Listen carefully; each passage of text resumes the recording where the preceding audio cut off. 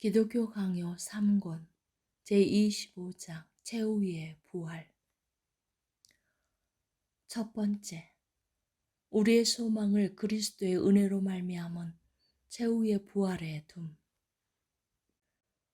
복음을 통하여 빛나시며 죽음을 이기신 그리스도는 공의로운 해로서 바울이 증인이 되듯이 우리에게 생명을 조명하셨다.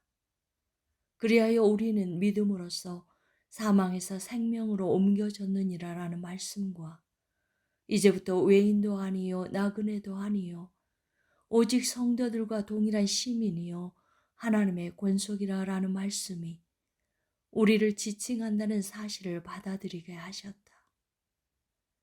하나님은 우리를 자기의 독생하신 아들과 함께 하늘에 앉히시니 아무런 부족함도 없는 충만한 행복이 우리에게 임한다. 그럼에도 불구하고 마치 그리스도가 획득하신 승리의 열매가 아무것도 존재하지 않는 것처럼 여전히 고된 군역에 매여서 훈련을 받느라 전전긍긍하고 있다면 이제 우리는 소망의 본성에 관한 또 다른 가르침을 굳게 붙들어야 한다. 우리는 어느 곳에서 보듯이 보지 못하는 것들을 바라며 다른 곳에서 보듯이 믿음은 보이지 않는 것들의 증거이므로 육신의 감옥에 갇혀 있는 동안에는 여전히 주님과 따로 거하며 나그네의 삶을 살게 된다. 같은 논법으로 바울은 너희가 죽었고 너희 생명이 그리스도와 함께 하나님 안에 감추어졌음이라. 우리의 생명이신 그리스도께서 나타나실 그때에 너희도 그와 함께 영광 중에 나타나리라 라는 말씀과 신중함과 의로움과 경건함으로 이 세상에 살고 복스러운 소망과 우리의 크신 하나님 구주 예수 그리스도의 영광이 나타나심을 기다리게 하셨으니 라는 말씀을 통하여 우리의 처지가 어떠한지를 알려준다. 그러므로 우리는 비상한 인내를 지녀서 피곤하다고 해서 가던 길을 돌이키거나 서 있는 자리에서 이탈하는 일이 없도록 해야 한다. 이로 보건대 우리의 구원에 관한 지금까지의 모든 설명은 베드로가 다음과 같이 경고하듯이 우리의 마음을 하늘로 들어 올리라는 요구로 집약된다. 예수를 너희가 보지 못하였으나 사랑하는도다. 이제도 보지 못하나 믿고 말할 수 없는 영광스러운 즐거움으로 기뻐하니 믿음의 결국 곧 영혼의 구원을 받음이라. 이러한 맥락에서 바울은 경건한 자들의 믿음과 사랑을 하늘의 그 자리에 두고 있는 소망과 관련시킨다. 우리의 눈은 그리스도께 고정되어 하늘을 주시할 때 땅에 있는 그 무엇에 의해서도 방해를 받지 않고 약속된 복을 그 속에 담아내게 된다. 그때야 비로소 너희 보물이 있는 그곳에는 너희 마음도 있느니라 라는 말씀이 실제로 성취된다. 문제는 이러한 믿음이 이 세상에 너무나 희귀하다는 데 있다. 우리의 어두움에 비추어 볼 때 숱한 장애물들을 해치고 위에서 부르신 부름의 상을 위하여 나아가는 것보다 더 어려운 일은 이 세상 어디에도 없다. 우리에게는 온갖 비참한 것들이 거대한 무더기를 이루어 삼킬 듯이 덤벼든다. 그뿐 아니라 우리는 현세의 좋은 것들에 대한 갖은 유혹을 기꺼이 멀리하는 대신에 지나가는 그림자처럼 숨겨져 있는 복을 찾으려고 애쓰는데 이러한 우리의 단순함을 해코지하려고 드는 속된 사람들의 조롱들이 우리에게 거침없이 쏟아진다. 끝으로 난폭한 시험들이 우리의 위아래와 앞뒤를 둘러싸고 있어서 우리의 마음은 지상의 것들로부터 자유롭게 되어 아주 멀리 있는 듯이 보이는 하늘의 삶에 매여 있지 않는 한 결코 온전하게 지탱될 수 없다. 따라서 복된 부활에 대한 계속적인 묵상에 익숙한 자만이 복음의 유익을 견실하게 누릴 수 있게 된다. 두 번째, 그리스도의 최후의 오심에 따른 성도의 최후의 부활과 그것으로 인한 속량의 열매와 효과. 고대의 철학자들은 선의 최고 목적에 대해서 열의를 다해서 토론했을 뿐만 아니라 심지어 서로 간의 논쟁까지 일삼았다. 그럼에도 불구하고 플라톤 외에는 아무도 사람의 최고선이 하나님과의 결합이라고 인식하지 않았다. 그렇지만 그 역시 그 결합이 무엇인지에 대해서는 실로 희미한 맛조차도 볼 수 없었다.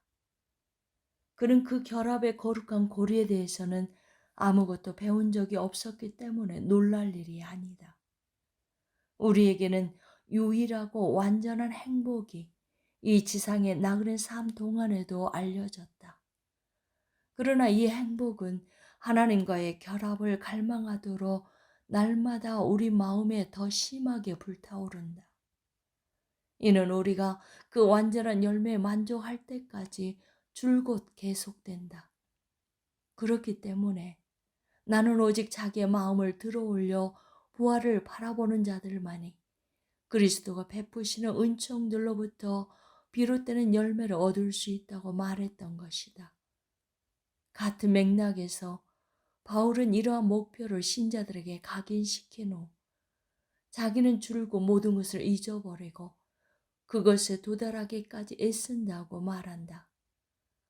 우리도 이를 위하여 더 한층 경각심을 가지고 노력을 경주해야 한다. 그렇지 않고 만약 세상이 우리를 사로잡게 된다면 우리의 게으름에 대한 값으로 엄격한 형벌이 치러질 것이다. 이러함으로 또 다른 곳에서 바울은 신자들은 다른 사람들과 구별하는 표지를 우리의 사귐은 하늘에 있는지라 거기로부터 구원하는 자를 기다리노니 라는 말씀에서 찾는다.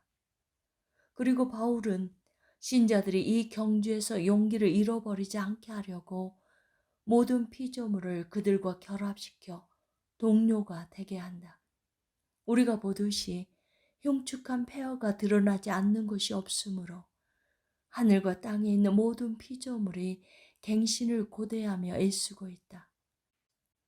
아담이 자기 타락으로 인하여 자연의 완전한 질서에 혼란을 가져왔기 때문에 사람의 죄로 말미암아 피조물들이 얽매이게 된 속박을 감당할 수 없을 만큼 너무나 고통스럽고 과중하다. 그것들은 어떤 지각이 부여되지는 않았지만 그것들이 몰락하기 전에 가졌던 본래의 순전한 상태를 본성적으로 동경하고 있다. 그렇기 때문에 바울은 그것들에게 탄식과 진통의 고통을 돌렸던 것이다. 이는 성령이 처음 익은 열매를 받은 자들인 우리가 우리 자신의 부패로 말미암아 시들어가고 있을 뿐 사람의 죄로 인하여 형벌을 치르고 있는 무생물을 닮은 최소한의 일조차도 할 수 없음을 부끄럽게 여기도록 하기 위함이다. 또한 바울은 우리를 더욱 날카롭게 자극시키기 위하여 그리스도의 최후의 오심을 우리의 속량이라고 부른다. 실로 우리 부활의 모든 부분이 이미 완성되었음이 사실이다. 그러나 그리스도는 죄를 위하여 한 영원한 제사를 드리시고 구원에 이르게 하기 위하여 죄와 상관없이 두 번째 나타나시리라. 어떤 고난이 우리를 괴롭힌다고 하더라도 이 속량의 효과가 나타날 때까지 그 속량이 우리를 지키게 하자. 세 번째, 부활의 첫 열매로서 우리의 복된 부활을 위한 보증이 되시는 다시 사신 그리스도의 능력과 증거, 그리고 이에 대한 그 자신과 그 제자들과 많은 사람들의 증언들. 이 사안은 매우 중요하므로 열의를 다하여 신중하게 다루어야 한다. 바울이 올바르게 주장하듯이 만일 죽은 자의 부활이 없으면 모든 복음이 헛되고 그릇될 것이며 모든 사람 가운데 우리가 더욱 불쌍한 자가 될 것이다. 왜냐하면 우리는 많은 사람들의 미움과 비난에 노출이 되어 매 시간 위험에 처하게 되기 때문이다. 곧 도살당할 양같이 여김을 받기 때문이다. 만일 죽은 자의 부활이 없으면 우리를 자녀 삼으심도 없어지고 우리 구원의 효과도 없어져 복음의 권위가 어느 한 부분이 아니라 모든 부분에서 전체적으로 몰락하고 말 것이다. 이렇듯 본 사안보다 중요한 것은 어디에도 없으므로 우리는 이를 다룸에 있어서 최대한 주의를 집중해야 하며 시간이 오래 걸린다고 해서 결코 권태에 빠져서는 안 된다. 내가 이에 대한 간단한 논의를 지금까지 미루어온 것은 나의 독자들이 완전한 구원의 조성자이신 그리스도를 받아들이고 그들 자신을 더 높이 들어올려서 그가 하늘의 불멸성과 영광으로 옷 입으셔서 온 몸이 머리에 합해져 하나가 되게 하신다는 사실을 가르치고자 한 것이다. 이와 같은 방식으로 성령은 심지어 그리스도의 인격을 통하여서도 부활의 이해를 우리에게 반복해서 제시하신다. 썩어서 소멸된 몸들이 정한 때가 되어 마침내 부활되리라는 것을 믿기는 쉽지 않다. 그래서 많은 철학자들은 영혼이 불멸하다고 주장했지만 그 소수만의 육체의 부활을 인정했다. 여기에는 변명의 여지가 있을 수 없었지만 이를 통하여 우리가 상기하게 되는 것은 육체의 부활은 사람들의 지각으로는 가닿기가 너무나 어렵다는 사실이다. 성경은 이 큰 장애를 믿음으로 이겨내는 데 도움이 되는 두 가지 방안을 제공한다. 그 하나는 그리스도가 우리와 같으심에 있고 다른 하나는 하나님의 권능에 있다. 이제 우리는 부활을 다룰 때마다 그리스도의 형상을 우리 앞에 또 올리도록 하자. 그는 우리에게서 취하신 본성 가운데 인생의 삶의 역정을 다 마치시고 불멸성을 획득하셔서 앞으로 우리에게 있을 부활의 보증이 되신다. 우리는 비참한 것들로 에워싸여 있다. 그럼에도 불구하고 우리가 항상 예수의 죽음을 몸에 짊어짐은 예수의 생명이 또한 우리 몸에 나타나게 하려 함이라. 그를 우리에게서 분리시키는 것은 단지 허용되지 않은 정도에 그치는 것이 아니라 그를 찢지 않고서는 심지어 불가능하기까지 하다. 만일 죽은 자가 다시 살아나는 일이 없으면 그리스도도 다시 살아나신 일이 없을 터이요라는 바울의 추론이 이로부터 도출된다. 본문에서 사도는 그리스도가 죽음에 속하셨거나 다시 살아나심으로 승리를 획득하셨던 것이 단지 그 자신만을 위해서가 아니셨다라는 원리를 고백하고 있음이 분명하다. 여기에서 우리는 머리이신 그리스도로부터 시작되어 모든 지체 각각에게 충만하게 채워지는 무엇이 그들의 위치나 직분에 따라서 다르게 부여된다는 사실에게까지 나아가야 한다. 실로 그들 각자가 모든 것에 있어서 그리스도와 동등하지는 않다는 것이다. 시편에서는 주의 거룩한 자를 멸망시키지 않으실 것임이니이다 라고 전한다. 이에 대한 확신이 우리가 선물로 받은 분량대로 어느 정도 우리에게 속하는 것은 사실이나 그 순수한 효과는 모든 썩음이 하나도 없으시고 순전한 몸을 받아들이신 오직 그리스도 안에서만 전적으로 나타났다.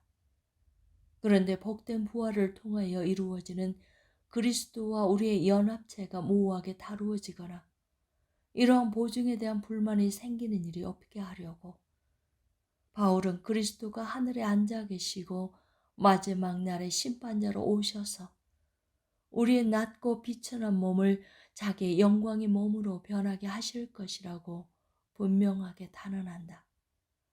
바울은 또한 다른 곳에서 하나님이 자기 아들을 죽음에서 일으키신 것은 자기의 능력이 어떠하심에 대한 하나의 표본을 알리시려는 것이 아니라 동일한 성령의 작용을 우리 신자들에게도 제시하시려는 것이었다고 전한다. 사도는 우리 안에 내주하시는 성령을 생명이라고 부른다. 이는 우리가 그 성령을 받았고 그가 우리 안에 있는 죽을 것을 끝까지 살리실 것이라는 점에서이다. 나는 지금 더 자세히 다룰 수 있을 뿐만 아니라 더 분명한 설명을 해야 할 가치도 있는 사안을 대략적으로만 언급하고 있다. 그러나 경건한 독자들이라면 이 몇 마디 말로도 자기들의 믿음을 세우는데 충분한 자료들을 발견하게 되리라고 나는 확신한다. 우리가 보건대 그리스도가 부활하신 것은 우리를 미래의 삶의 동료로 삼으시기 위함이었다. 그는 아버지에 의해서 일으킴을 받으셨다. 그런 만큼 그는 교회의 머리이셨다. 그러므로 아버지는 어떤 식으로든 그가 교회로부터 갈라져 나가 나누이게 하지 않으신다. 그는 그 자신과 우리를 함께 살리신 분이신 성령의 능력에 의해서 일으킴을 받으셨다. 궁극적으로 그는 우리를 위한 부활이요 생명이 되시고자 일으킴을 받으셨다. 우리가 앞에서 말한 바와 같이 그리스도라는 거울을 통하여 부활에 살아있는 형상이 우리에게 분명히 비추인다. 마찬가지로 만약 우리가 오랜 지연으로 인하여 불평을 하거나 실증을 느끼거나 하지 않는다면 그 부활의 형상이 우리의 마음을 지탱하는 견고한 실체가 될 것이다. 왜냐하면 우리에게 속한 일은 우리 의지대로 시간의 분초를 쪼개어 측정하는 것이 아니라 하나님이 가장 적합하게 정하신 그 자신의 때에 그 자신의 나라를 회복시키시기를 마지막까지 인내하면서 기다리는 데 있다. 먼저는 첫 열매인 그리스도요, 다음에는 그리스도에게 속한 자여 라고 전하는 바울의 권고는 이를 담고 있다. 그러나 그리스도는 우리 모두의 부활에 기초하고 있는 자기의 부활에 대해서 의구심을 품는 어떤 질문도 야기되지 않게 하시려고 다양한 방식으로 매우 자주 그것을 그들에게 입증하셨다는 사실을 우리는 깨닫게 된다. 이를 비웃는 자들은 복음서 기자들이 역사라고 언급하고 있는 것을 아이들이 유치한 놀이거리와 같이 여겨 경멸한다. 겁에 질린 여자들이 전하고 공포에 빠져 거의 정신을 잃어버린 제자들이 확정한 소식 하나가 무엇이 그리 중요하단 말인가? 왜 그리스도는 빌라도의 면전에서 가공할 만한 자기의 모습을 드러내지 않으시는가? 왜 성전 중앙이나 광장에 자기의 승리를 알리는 찬란한 기념품들을 세우지 않으시는가? 왜 제자들과 전체 예루살렘을 향하여 자기가 다시 살아나셨다는 사실을 증명하지 않으시는가? 이런 질문들을 남발하는 속된 사람들은 그리스도가 택하신 자들이 적합한 증인들이었다는 사실을 거의 인정하려 들지 않는다. 나는 대답한다. 비록 처음에는 그리스도의 연약함이 이와 같이 조롱거리가 될 수도 있었지만 하나님의 놀라운 섭리에 의해 이 모든 것이 올바르게 다스려져 바로 전까지도 공포에 휩싸여 있었던 자들이 얼마간은 그리스도에 대한 사랑과 경건에 대한 열망에 얼마간은 그들 자신의 불신앙에 이끌려 무덤으로 나아갔다. 그리하여 그 일을 목격한 증인들이 되었을 뿐만 아니라 그들이 눈으로 본 것과 동일한 말을 천사들에게서 들었다. 여자들에게서 들은 것을 단지 떠도는 이야기와 다를 바 없다고 생각했던 제자들이 마침내 그 사실 자체와 마주하게 되었다. 이러하니 과연 우리 중에 누가 그들의 믿음을 의심할 수 있겠는가? 모든 백성과 총독 자신에게도 그리스도의 부활을 인정할 수밖에 없는 증거들이 충분하고도 남을 만큼 제시되었다. 그러나 그들은 다른 표징들에 대한 시상과 다를 바 없이 그리스도에 대한 시상도 빼앗겨 버렸다. 이는 전혀 놀라운 일이 아니었다.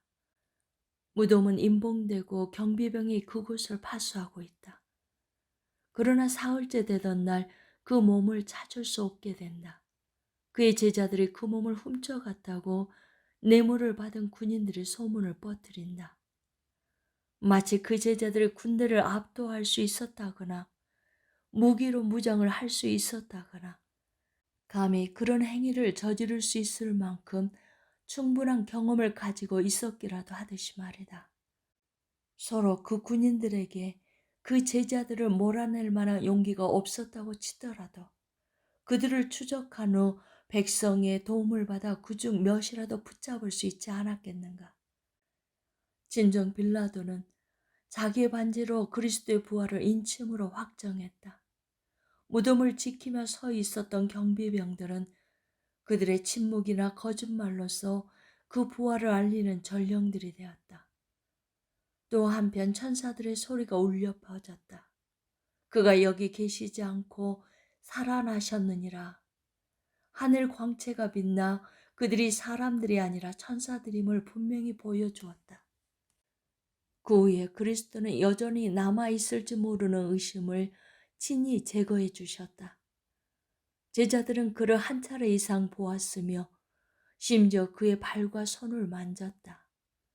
그들의 불신이 우리의 믿음을 확정하는 데 적잖은 유익이 되었다.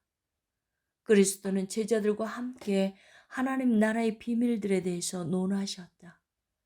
그리고 마침내 그들이 보는 데서 하늘로 올라가셨다. 500여 형제에게 일시에 보이셨으며 라는 말씀에서 보듯이 이 광경은 11 제자들에게만 제시된 것은 아니었다. 진정 그는 성령을 보내셔서 확실한 증거를 드러내심으로써 생명에 대해서뿐만 아니라 자기의 최고 통치권에 대해서도 밝히 알리셨다. 그리하여 내가 떠나는 것이 너희에게 유익이라. 내가 떠나가지 아니하면 보혜사가 너희에게로 오시지 아니할 것이요 라는 예언을 이루셨다. 참으로 바울이 행하던 길에 엎드러진 것은 죽은 사람의 능력 때문이 아니었다.